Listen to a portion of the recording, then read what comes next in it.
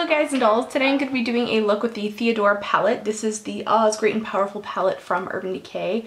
I love this palette. It's very, overall it's very neutral to kind of neutral warm leaning. Earth tones is how I would describe colors like this because these are colors that occur in nature. And yeah, this is probably the palette that is the most universally flattering, and what I love is something right here. See what's happening right here? The warm and the cool brown. I love that they did a mixture of cool and warm colors, because a lot of times when you get like a neutrals palette, it's usually like mostly warm or mostly cool. So the fact that this has both is incredibly helpful. I used every single color in this palette except for the cool brown, but everything else I used, and that's about it. I hope that you guys enjoy this look, and if you'd like to see photos of this, check out vintageortacky.com. Alright, let's get started. For primer today, I'm using the Urban Decay Primer Potion. I get questions about how much primer potion to use. This is about how much I use for both lids. Please forgive my nails. I didn't have time to repaint. As a base for the green shadows today, I'm going to use the NYX Jumbo Eye Pencil in Cucumber, and I love this because it's nice creamy chartreuse. I'm just going to place that on the inner half of the lid, going up to about the crease line. And P.S. for girls who have blue eyes, wearing green eyeshadows really makes your eye color pop. In the outer corner of my lid, ooh, I used way too much. In this outer portion of my lid, I'm using the Sigma Sculpt eyeshadow base, and I did way too much. So, see if I can find a fluffy brush and kind of blend some of that off. And then just blend out the outer edge of the black base because I don't want a harsh line.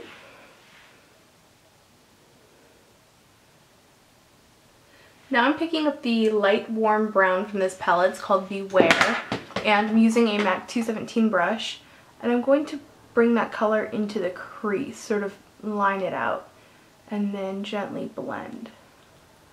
So first I used a patting motion to place the color. Now I'm using sweeping and kind of swirly motions to blend. Next I'm going to use a pinky cream like transitional color.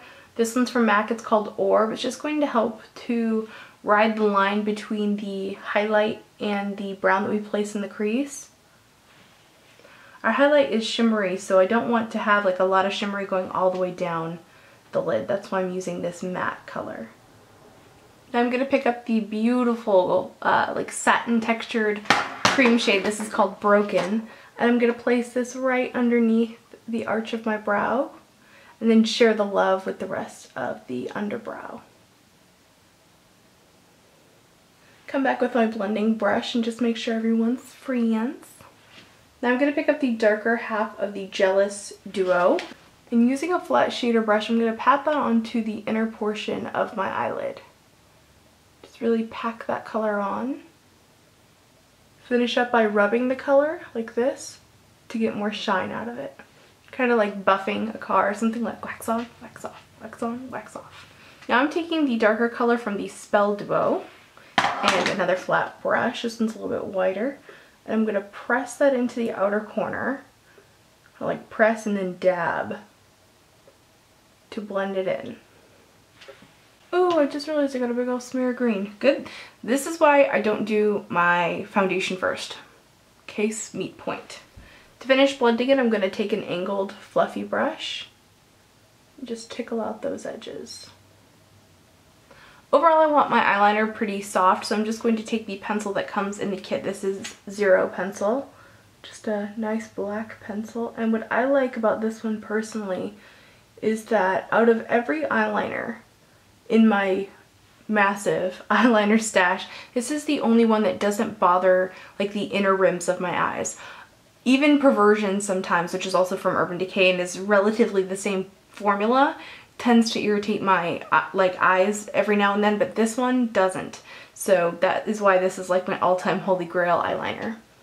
So I'm just running that along the lash line, not doing anything crazy or out of the ordinary. I just want to get my lash line nice and black. I also place the color in the inner row of the eye, just on the top, but I don't want it on the bottom. So I'm taking a little Q-tip, you can kind of roll it, and removing it from the inner corner of the eye. Then I'm using that same dry Q-tip to just clean up the shape without having to use makeup remover. Okay, so I'm about to do my foundation, and I figured that since I'm using an Urban Decay palette, might as well go all out. And I actually have this little card here of their face primers, so I'm going to use the Pore Perfecting. Hopefully I have enough here to like actually, oh yeah, oh this actually spreads really well. Oh, I like the texture. Kind of like whitens the face though, huh? That reminds me of sunscreens with like high titanium dioxide contents. For my foundation, I'm using the Naked Skin from Urban Decay, and my shade is 0.5, so the lightest shade, and a Beauty Blender sponge.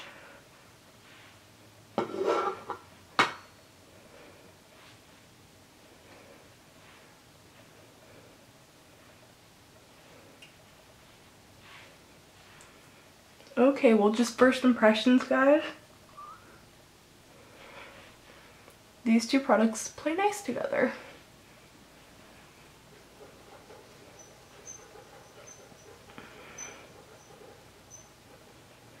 Do you guys hear that? That's my chinchilla running around in his little wheel, going all nuts. For my eyebrows today, I'm using Fling Brow Pencil by MAC. And I'm really just using this to fill in sparse spots and clean up the top edge of my brow. To set my brows in place, I'm going to go over it with the MAC Clear Brow Wax. Kind of makes them lay down in place. And defines the tail of my brow. My lashes today are 600s from Miss Theodora, and I'm going to cut them down just a little bit to make them fit my eye a little bit better. And a really great tip when you're using false lashes, remove the glue that comes on the lash band, because sometimes they have like a sticky glue to make them stick in place. Now that I have my eyelashes on, I like to go over them with a little bit of black liner just at the base to hide the lash band. Then I'm going to go over my natural lashes with some black mascara to blend them into the falsies. I'm going to use MAC's Fascinating Eye Kohl on the inner rim of my eye, on the bottom.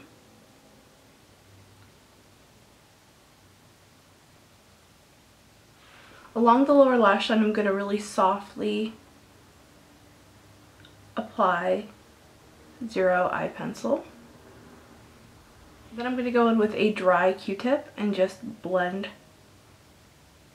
that liner out, make it really soft and diffused. Now I'm going to take West eyeshadow, and I'm going to start to line that over the smudge liner that we've already applied. And then I'm going to carry that across the entire lash band, and then the outer edge here I'm just going to sort of blend it away. In the center part of the lower lash line, I'm going to apply the gold from the Spell Duo just in the center. For my blush today, I'm going to use a color that's sort of like a brownish pink. This is a really good sort of hybrid contour and blush shade. And I'm going to apply that with an angled brush. This one's from Sigma. It's the F40. And I'm going to just start that right back at my cheekbones, just like if I was applying bronzer, but I'm not going to do like a harsh contour line. I said bronzer, but I meant contour. Let's kind of do a sort of rounded swirly, like that. I'm sorry, the color is classic pink, and this is from Pandora's makeup box. For my lipstick, I'm going to start out with the True Red lip liner from Milani.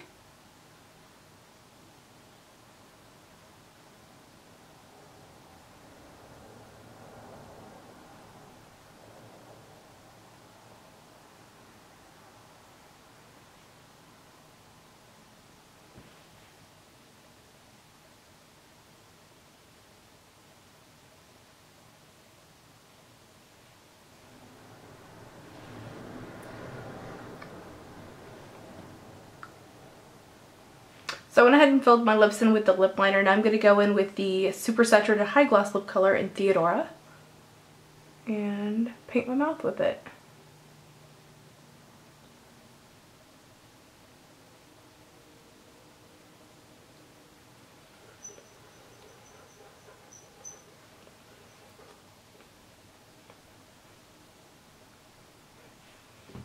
I don't know how to describe what I just did there. It was kind of like mashing my lips together like a bunny rabbit. It blends lip color really effectively, but it looks really dumb when you do it. For a final touch with this makeup, I'm going to take the lighter portion of the Jealous Duo and place that right next to the darker shade on the inner corner and then blend it in. Just a little teeny tiny brush. It's not rocket science, but it does make your eyes look larger. I hope that you guys enjoyed this tutorial. I absolutely love this. I'm surprised that I ended up liking this look and this palette as much as I liked the Glenda palette, maybe even more, if only because it's so neutral and you know, it's flattering. And yeah, I definitely think that this is a palette that most people would get more use out of. However, I really, really, really love the Glenda palette. It's a toss-up for me. I would say that I really like them equally. So that's pretty much it. Definitely check me out on Instagram, Twitter, and Facebook. Keep up with my daily goings on. I'm also going to be revamping my blog channel soon, so look out for that. And that's about it. Hope you're having a fantastic day, and I'll see you guys in my next video. Remember to be vintage or tacky. Just be yourself. See you, bye.